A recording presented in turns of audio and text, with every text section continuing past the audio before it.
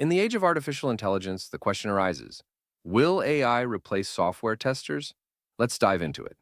Software testers play a crucial role in ensuring the quality and reliability of applications. From manual testing to automated scripts, their work ensures that software is free from bugs, performs smoothly, and meets user needs. But as AI technology advances, many wonder, can AI take over this role entirely?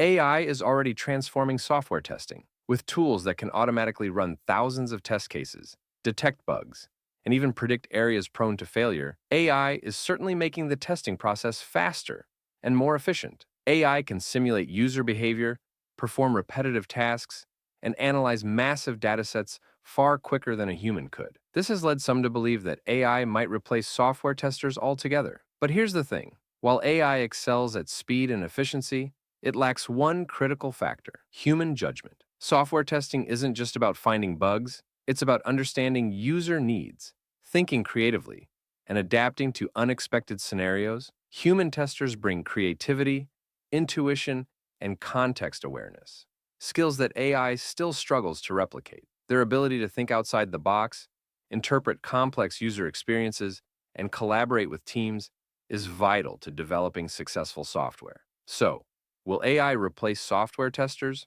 Not quite. Instead of replacing testers, AI is evolving to assist them. AI can handle the repetitive, data-driven tasks, allowing testers to focus on more complex, exploratory testing that requires human insight. In the future, AI will be a powerful tool in the tester's toolbox, but the human element will remain irreplaceable. The future of software testing isn't about choosing between AI or humans. It's about how they work together. With AI's speed and the creativity of human testers, the possibilities are endless. What do you think? Will AI replace software testers, or will they continue to work hand in hand? Let us know in the comments below.